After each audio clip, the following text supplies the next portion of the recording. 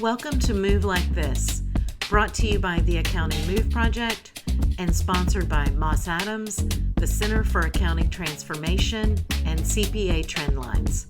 On this podcast, we share ideas and hear from guests about how they find, retain, develop, and advance women and other underrepresented groups in their accounting firms. Now, on to our guest.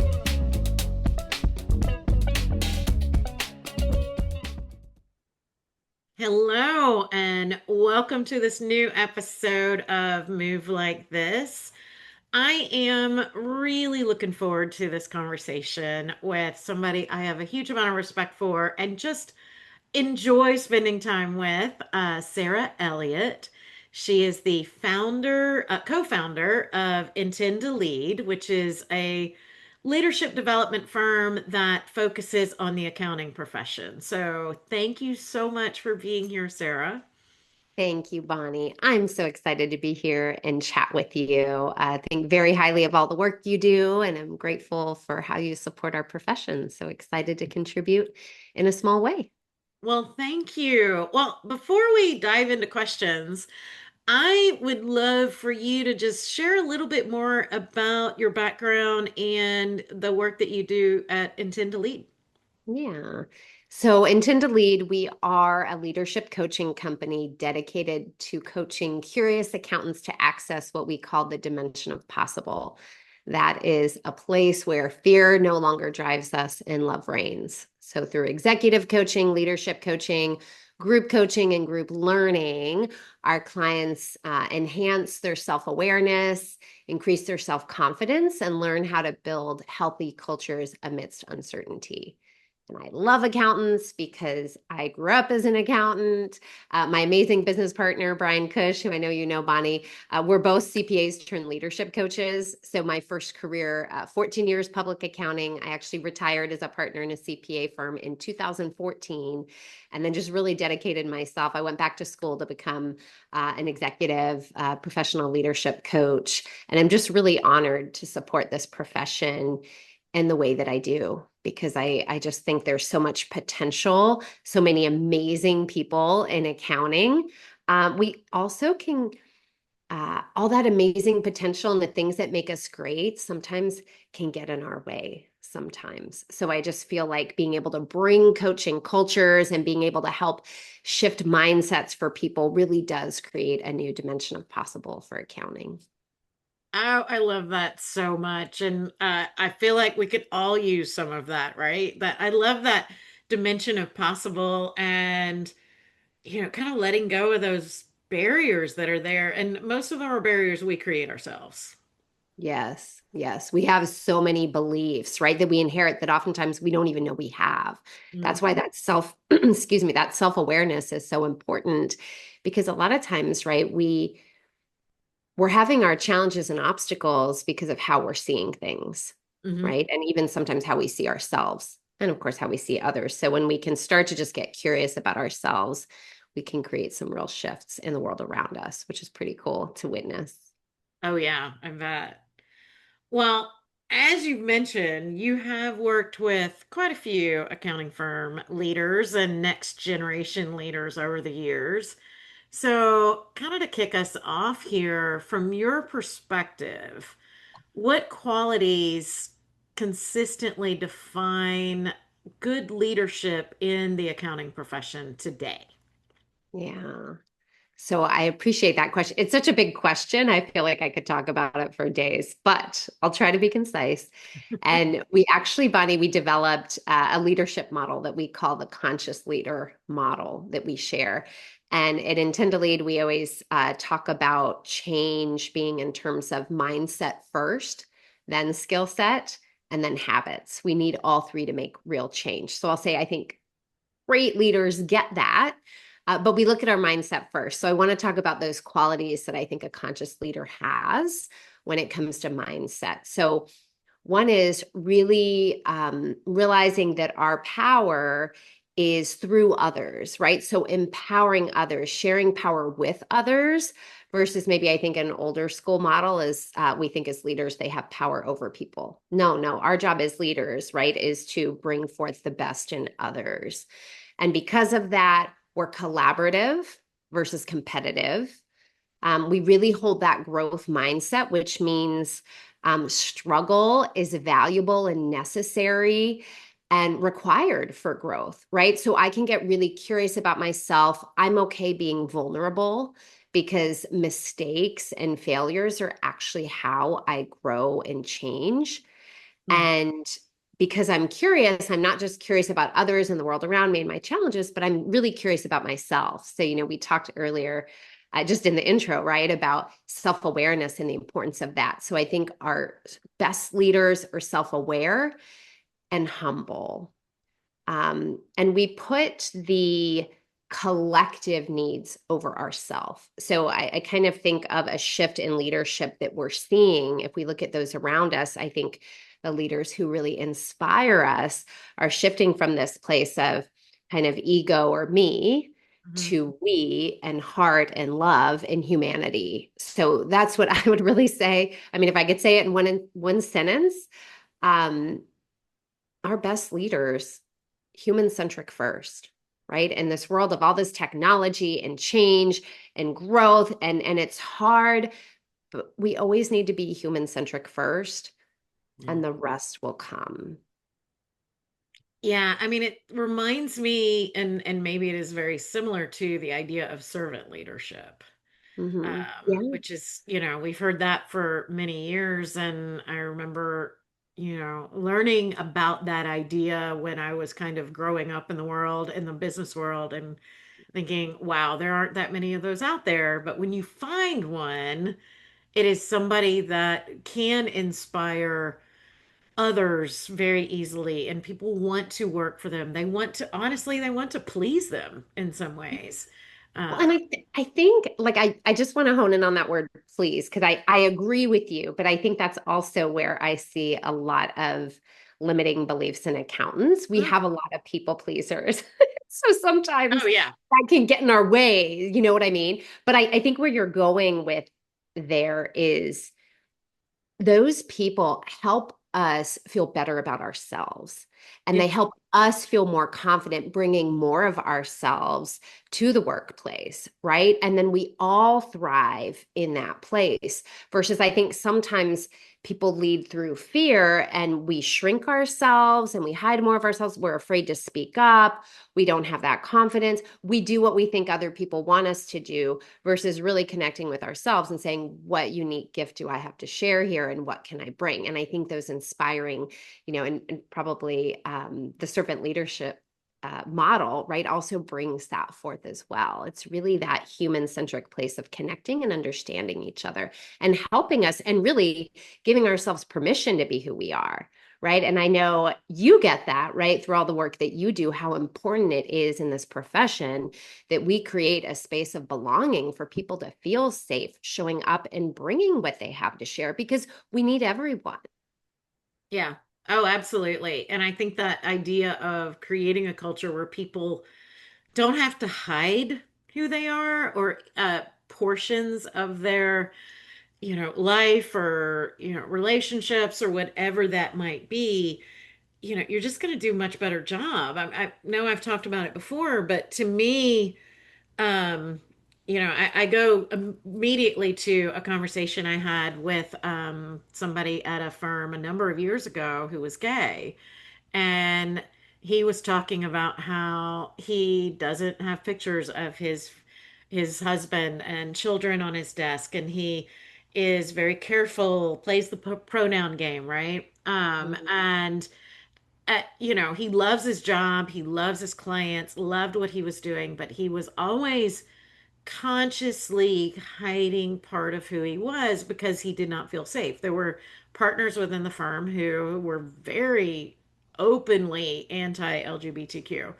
And, so he wasn't able to perform at the level he probably could have because he was spending in mental energy, for sure, consciously hiding a portion of who he is. So, like, we that belonging is so important, and something I beat that drum all the time. Yeah, I know you do, and I'm grateful for it because we need to keep hearing it and beating the drum ourselves. And that story, that's what comes up for me, Bonnie, is wow, that's like a whole nother job to hide that. The mental energy it takes. And yeah, wow, what if that could be redirected, right? Right. To contributions and feeling good and feeling safe and excited to share. And yeah, I know you and I know this, right? We're preaching to the choir, but just for everyone listening out there, we can do that in small ways, right? Like, what are the ways we're connecting with the people around us and getting curious about them, curious in a very open way of wanting to understand someone and learn from them. Um, yeah, just those small things I think can really shift the culture and spaces. No, I agree. You recently conducted a fairly big survey, and it found that recently promoted partners um, are kind of experiencing two gaps. Their compensation expectations aren't being met, and they aren't receiving meaningful feedback. So, was that surprising, those findings to you? And I guess what could firms do differently to better support their new partners?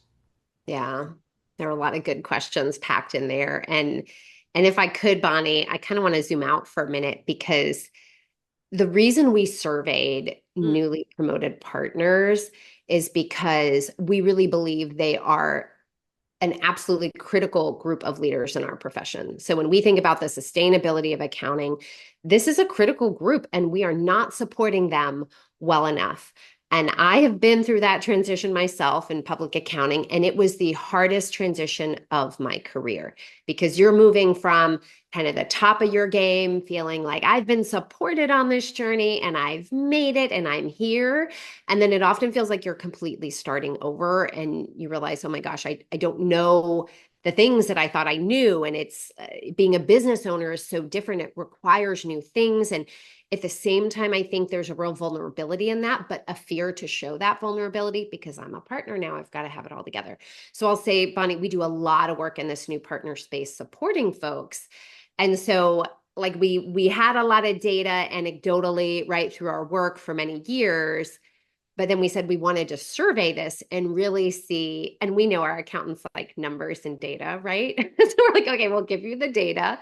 So we put that together to really identify what that experience is like. Because when we can better support our new partners, our entire profession we'll be so much better off, right? We have these opportunities to thrive and create new possibilities, right? It impacts our pipeline, right? When people coming up actually see partners thriving and our new partners want to create um, some differences in our profession that I'm really excited about, right? New ways of doing things. And so, okay, so I know I talked a lot, but I get excited about the survey and that's why we did it. And so those two gaps specifically that you talked about, right? Compensation and feedback. I believe you said, were there any surprises that we uncovered there?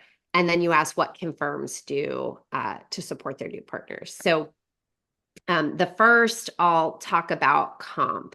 And I'm actually going to look at my notes here because I have some numbers on the data. So 59% of newly promoted partners, and by the way, newly promoted partners, we looked at those promoted in calendar year 23 and 24. Okay, okay. so within the first 2 years. So 59% said they make more than they did before promotion to partnership. 25% said about the same. 14% said they actually made less. 2% said they weren't sure. Okay, so almost 60% said they made more than they did before, but overall, 43%, which is almost half, said they make less than what they expected. Okay, and about 42% said as expected, 10% was a lovely more than expected. So I think that doesn't really surprise me that almost half said less than expected. It surprises me, yes and no. It doesn't surprise me because I know, because I work with these folks all the time. But in a way, it's surprising that there's an expectation gap at all. Because if you think about it, Bonnie, as accountants, like we like numbers, we like to focus on financial matters, we really like to plan ahead. So the fact that we're not talking about and planning for the numbers around our compensation for this significant promotion is surprising to me. And I think a lot of that is cultural. We feel like, well, I'll just be rewarded and I trust that. And I'm not going to ask because I don't want to look ungrateful. Or maybe firms just think people know, or they keep comp very close to the vest. And so that surprising and not surprising, but if we're going to be honest with ourselves, pay is a very important motivator for a lot of people. And you work so hard to make it to partner, and if you get there and then you're being paid less than what you thought you would, or even like sometimes there's not a lot of cash flow difference in those first few years, that can be incredibly disheartening.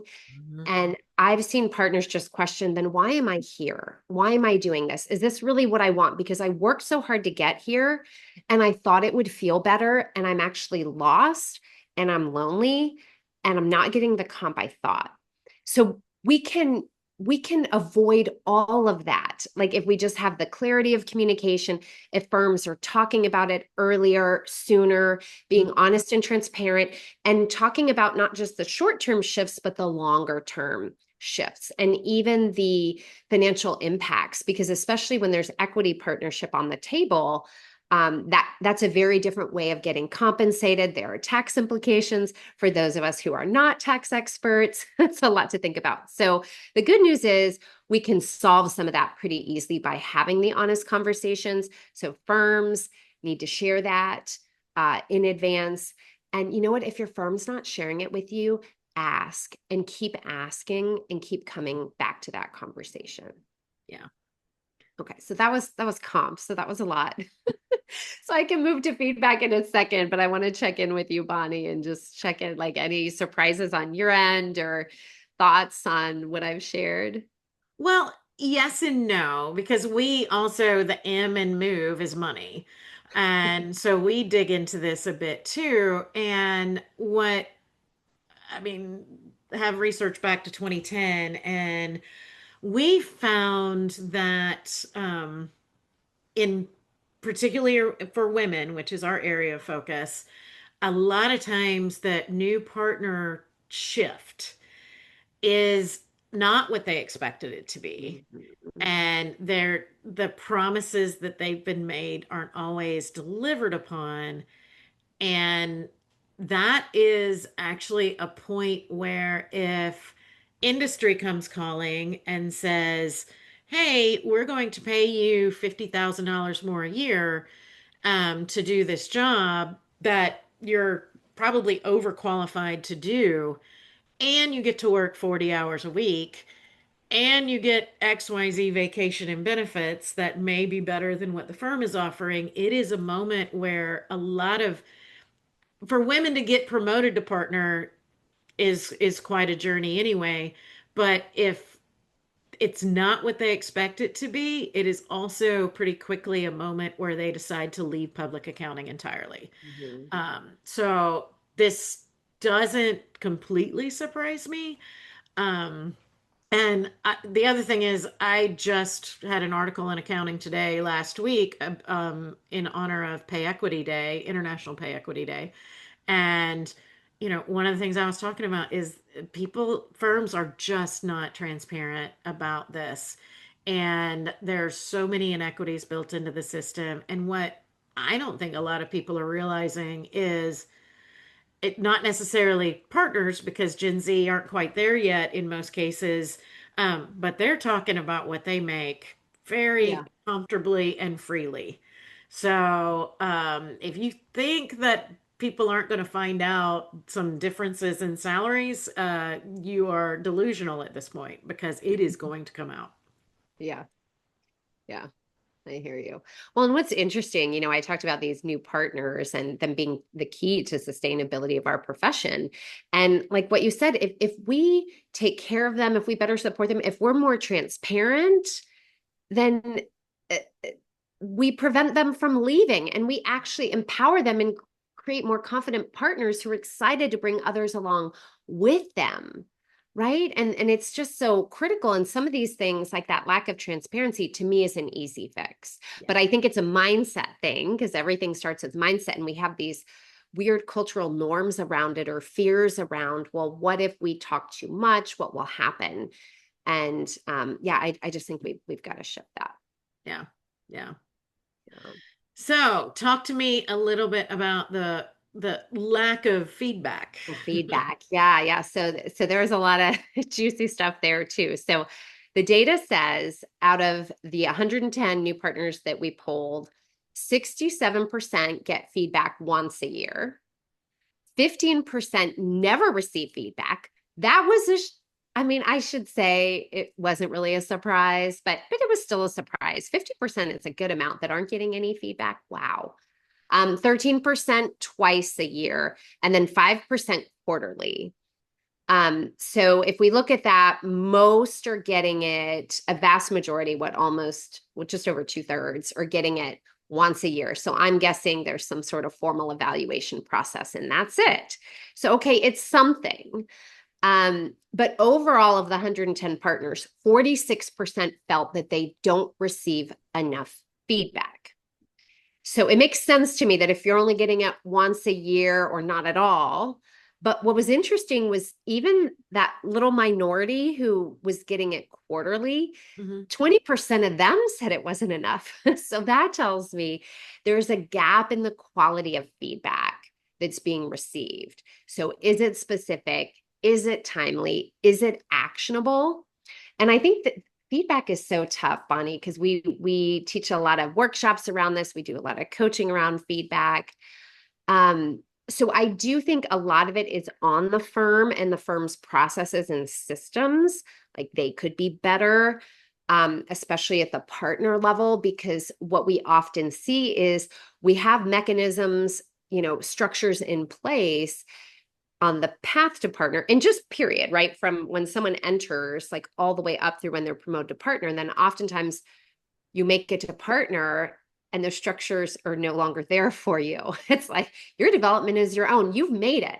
But that's a joke to me, because you didn't make it. Like you're starting over, right? It's a whole nother, I like to say, it's not even like a new chapter in your career book. It's a whole new book, right? You have this whole career ahead of you as a partner, and it's so many shifts. So we need feedback more than ever at that level. So I think one thing firm can do is just say, we still need those structures in place for our partners. And that's not just new partners, by the way, right? I hear a lot, and I'm sure you hear this a lot too, Bonnie, around lack of accountability at the partner level. So this can help with that, right? But I think we've got to continue that support when people make partner.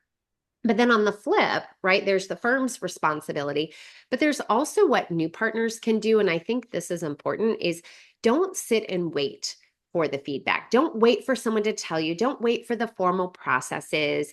Take that active role in not even just asking for general open feedback, but saying, here are my goals. Here's what I'm working on to be a better leader. Okay, if I can share those with you, my team, my peers, my colleagues, and then I can say, can you be on the lookout and let me know when you see things that I'm working on that work well? And can you let me know if you see things that I can develop and grow? Do you see how different that feedback is? Because I'm not just saying what's working or what's not, or oftentimes we just look for constructive feedback, which is important, but then we totally miss what we do well. But when I'm sharing with you what my goals are, and I'm investing you in my own development to support me, but that takes time, because the other thing I hear a lot is, well, I'm a partner, I'm a leader. A lot of people won't be honest with me. So that's on us as leaders to be very open, to be receptive, to not get defensive, to listen to feedback, to always be appreciative, and even to follow up, right? Hey, I really appreciated that you told me this. As a result, I've done this, no matter what level that person is in the organization, right? But when we do that, we encourage more of that, and it's a process. So, I think that responsibility is really on both sides. No, I agree. And I guess I've never thought about the fact that it sounds like, a lot of firms, particularly larger ones, will have mentor or sponsor programs, not very many sponsor, but that is something that is kind of becoming more common. And that just does not seem to exist for partnership roles. And I'm sorry, once a year, and Yeah, I know. is I mean, I think that's kind of insane for anybody's reviews in a way, because like if you're doing something that is detrimental to your career or to clients or the firm or whatever it is, we're gonna wait 11 months to talk about that is crazy. Yeah. And if you're doing something great that we'd love you to do more of, then why are we not talking about that too? And I guess it doesn't have to be overly formal, like a true review or a 360 or something like that. But like that to me is where, having a more seasoned partner kind of take these new partners under their wing. And I mean, even if they're just going to lunch once a month and talking about these kind of things in somewhat structured way, that would probably be enormously helpful and supportive to these new partners. Absolutely. And Bonnie, what you're keying in on there, right? You talked about mentorship a couple times and more seasoned partners being more connected to the new partners. Our survey showed too that those that had informal mentors and even some who had mentors outside of the firm reported higher levels of confidence, effectiveness, feeling like they had a more successful transition. So that mentorship is important. And again, I think it goes both ways. So new partners, even if your firm isn't actively, having a program in place, we don't need programs. Go find someone, ask someone to mentor you, ask them for what you need, share what you're working on, ask for the feedback. Like it can be very informal, like you said, but also firms, right? Really creating that culture of encouraging and expecting those more seasoned partners to be on the lookout for our new partners, right? And I think a lot of it is just talking more about this. And I think those more seasoned partners sometimes forget what it was like. And that's what I often invite them to think about. Do you remember what it was like when you got promoted? Because for most people, it was a very challenging time, but we move on and we kind of forget that. But wow, if we could just create more connection around our partnership, because that's what a partnership is, right? It's partners. But sometimes I think our new partners come in and they don't feel like they belong. They feel intimidated. They have ideas or things they want to change. They're not sure how to use their voice. They're not sure if change will be welcomed. And they're just trying to get their feet under them, figure out where the ground is and get steady. So I think, existing partners kind of really bringing them into the fold, focusing on belonging, creating that safe space like you and I were talking about earlier. It's just as important for partners as it is, right, for our new folks coming in the door. Yeah, and that sort of supportive environment makes it look like a role that people want to be in too, because that's something else that we have found in our study is particularly around women, but they look at the role of partner and go, I don't know that I want that job, Mm-hmm. and that is kind of the ultimate, right? That is the where you're heading if you are planning to spend your career in an accounting firm, and to get close enough to see what the job really looks like and then go, I'm not into that, Yeah. is certainly not good for the future of the firm as a whole, right? And we could go down a road of that's why a lot of mergers and acquisitions and PE and a lot of this stuff is happening. But Yeah. creating an environment where people feel like they're supported and where there is some flexibility and things like that is only going to make that role more appealing and hopefully make your firm a place where your high performers are going to want to stay. Mm-hmm. Yeah, I couldn't agree more. Yeah. Agree more. And yeah, think, Bonnie, when our new partners are thriving in that role and they feel confident and fulfilled, and when they can, the other, by the way, the number one challenge that our new partners, this was by far the number one challenge, was really finding the time to balance everything and take care of themselves during the transition, which was not a shock at all because we do separate work around burnout. And on average, we've surveyed thousands across the profession. 75% are experiencing burnout either now or in the last 3 months. And then when higher up you get in an organization, the numbers get up to the 90s. Yeah. So if our partners are walking around, especially our new partners that are overwhelmed, I can't balance things, but I feel like I need to look like I have it all together, that's a lot to carry and they're burnt out. And then to your point, when others are looking up, they're like, why would I want Yeah. that? Yeah. So anyway, when we give them permission, when we support them, when we talk about this, when they can thrive, it will change so much for all of us. Yeah. Yeah. Well, since we spend our time looking at the roles of women and other underrepresented groups in the profession, I was curious if anything in your survey kind of rose to the top in terms of those specific groups. You know, our research over the years has shown that their experiences are different. And so I'm curious if you even went down that road at all, and if so, what you uncovered. Yeah.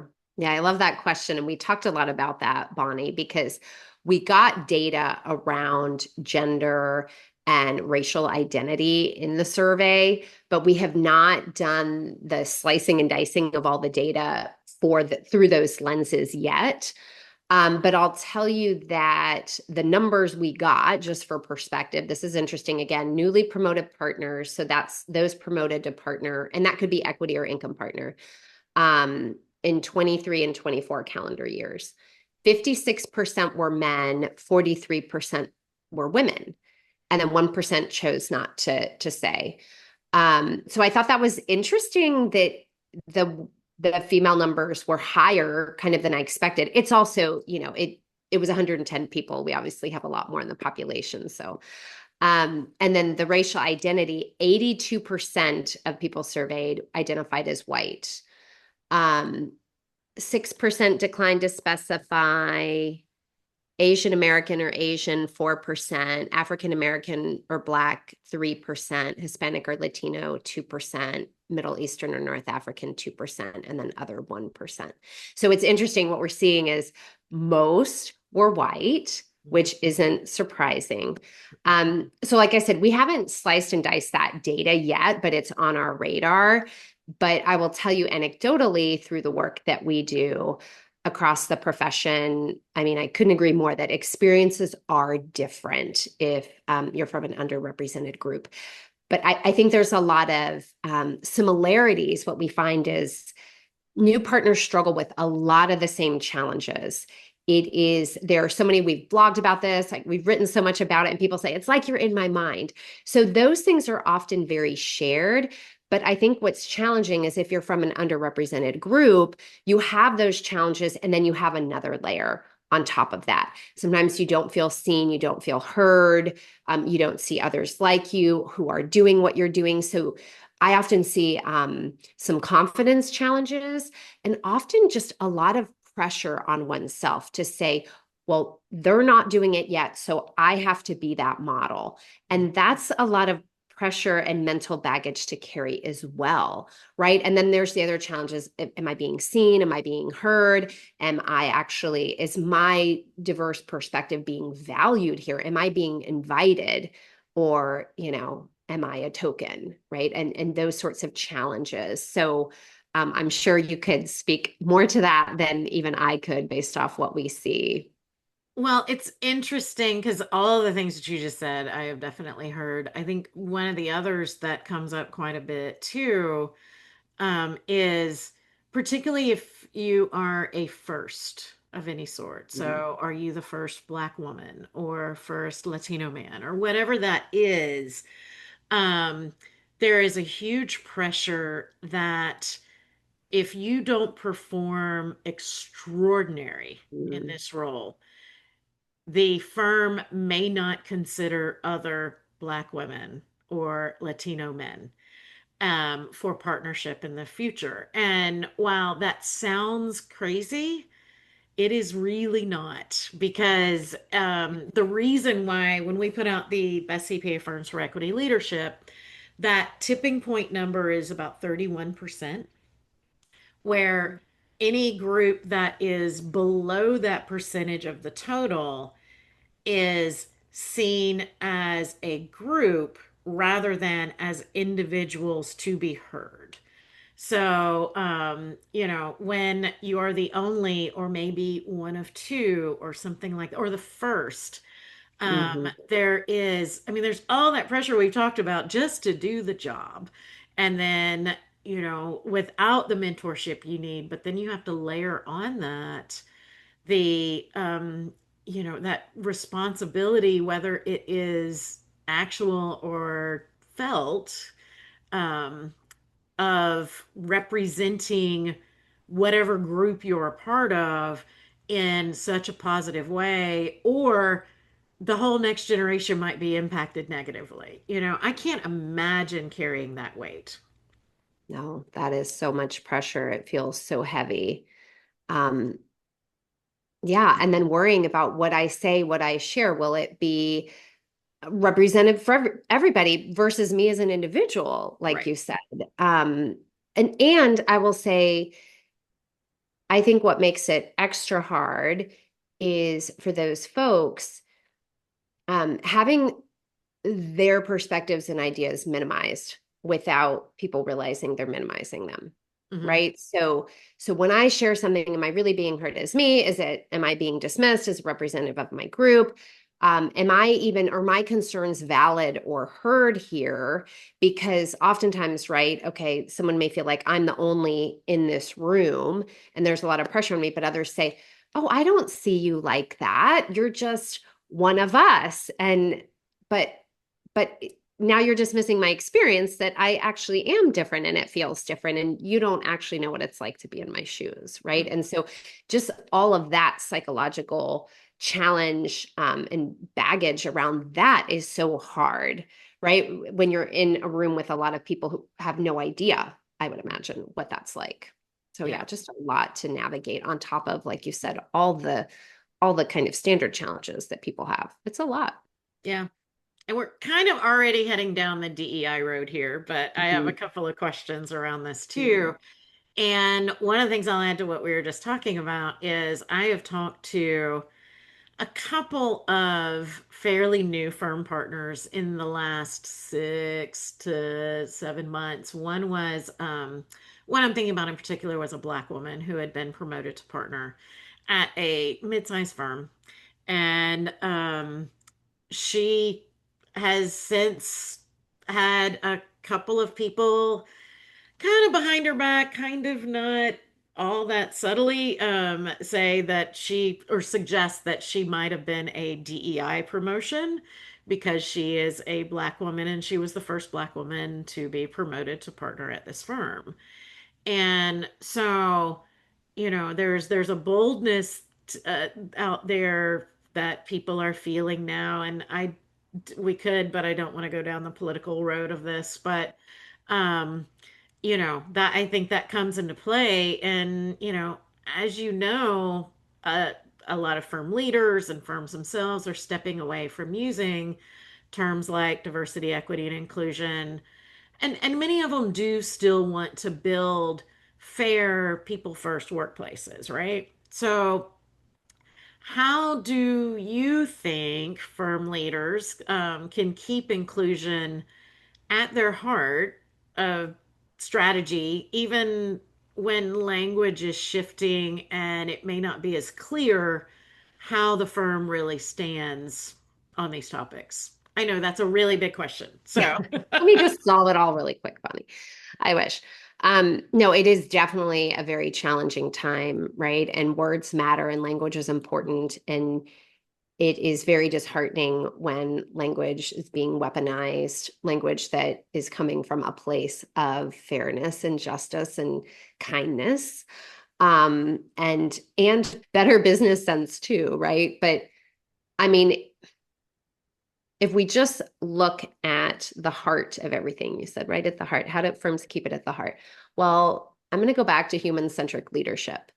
And at its heart, business is just humans helping other humans. Yes, we use technology to do that and all sorts of things, but that's what it is, humans helping other humans. So when we can connect with the human parts of us and say, how do we create these spaces where people belong, where people can thrive? We all do better. And I know, you could cite the stats better than me, right, Bonnie? But like, okay, better innovation, creativity, performance, engagement, all of these go up when people feel safe and they feel like they can belong.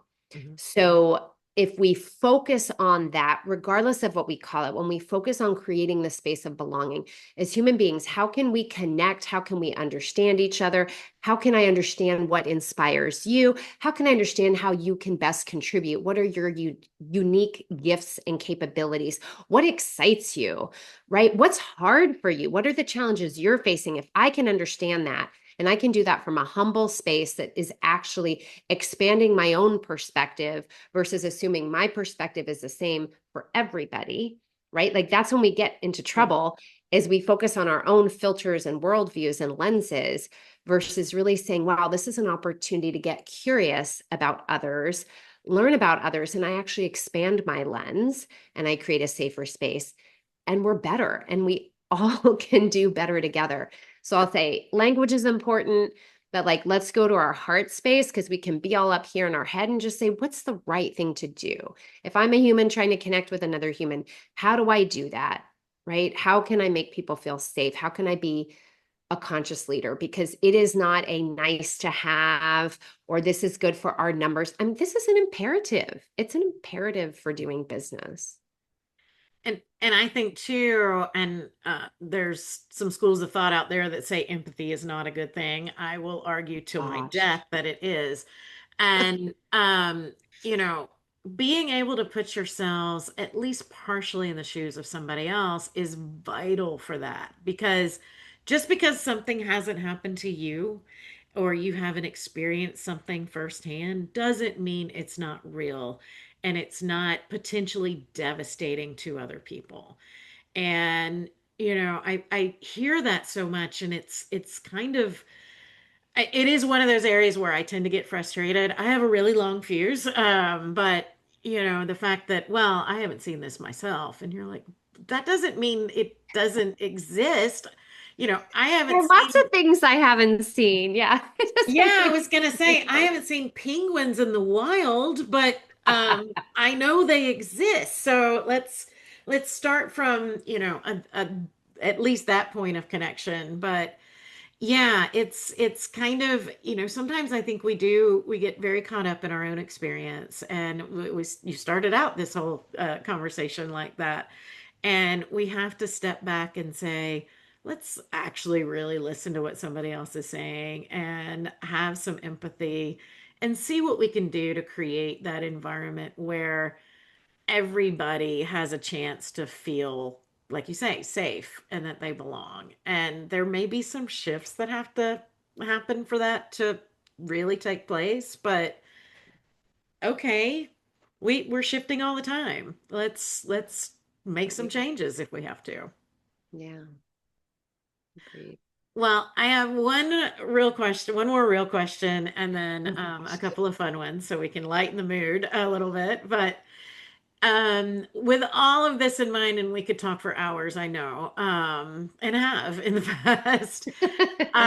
If you could give firm leaders one piece of advice to prepare their people and thus their firms for the future, what would it be?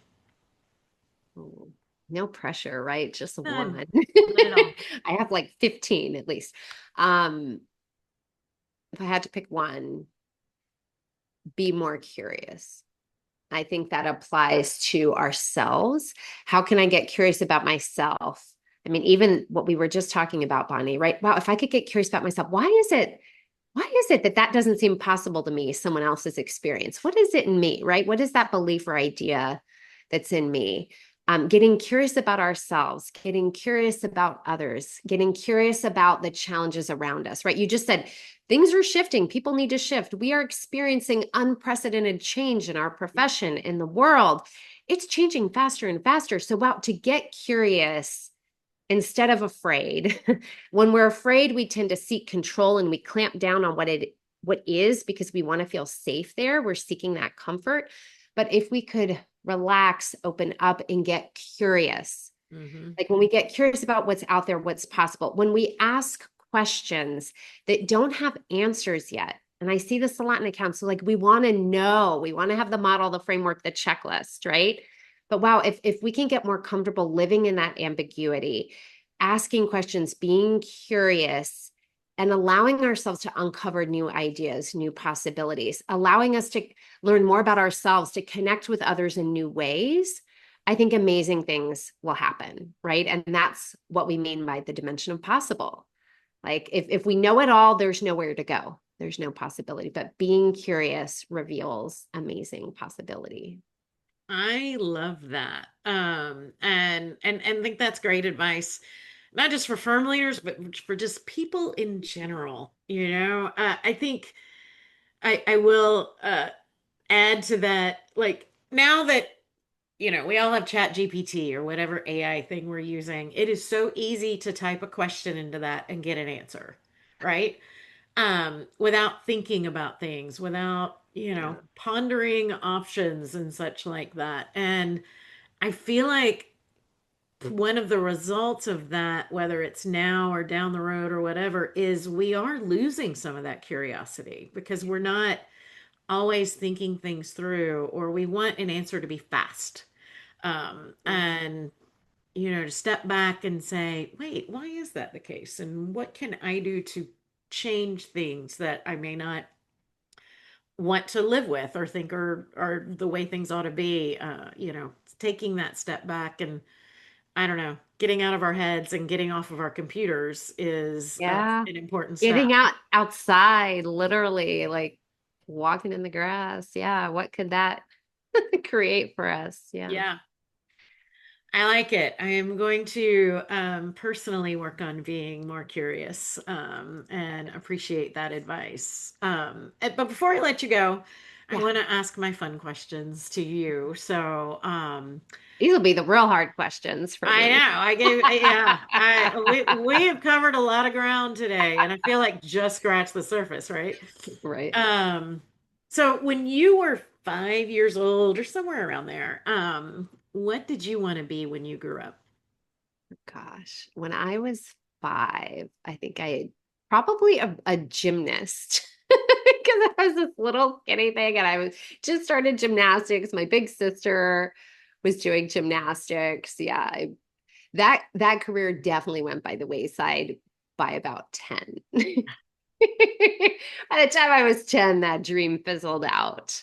But yeah, probably a gymnast. I like that. I think that's the first gymnast answer I've gotten on here. Um, so secondly, if you were given the chance to travel anywhere, cost is no concern. You don't have to worry about taking time out of your life to do it. You're just the wand is waved and you can go anywhere that you want. Where would you go and why? So this is my CPA brain turning on here. And I'm saying, okay, if cost is not an issue and time, I have had on my vision board since 2013 this picture of Bora Bora. And honestly, I couldn't even tell you like on a globe where exactly it is. I just know it's really far away. It's very remote, probably really hard to get to. So if I could just appear there, I'm sure it's expensive. But I think what attracts me to that and what called me when I saw the picture and I put on my vision board was just that connection with nature, the peace, the serenity, kind of this feeling um, like being disconnected from all the things you were just talking about, technology, computers, all the things, and just being there in this quiet with yourself, the people around you, a simplicity and a beauty to it. Yeah, that's really attractive to me. So hopefully one day I can I make it feel happen. I agree. And there's a lot of water there, which is like for me, Yeah. I feel at home when I am in or very close to water. Yeah, and the picture I have is one of those places where you have a space and it has a clear floor over the water, if that makes sense. So you're kind of Mhm. floating on the water. It just looks like heaven, Yes. peaceful. Well, I hope you can make that happen one Oh, day. I'll do my best. And finally, if you could have one superpower, what would it be? Mm.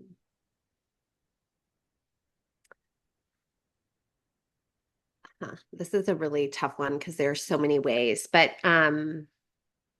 my wish for the world truly is for us to feel more love. So we talk about it in Tend to Lead, right? The leadership is love. So if we could bring just a bit more love to the world, if I could somehow, I try to do that through my work, obviously, but if I could multiply that, I think all of us, we really just want to be seen, heard, valued, right? Know that we matter.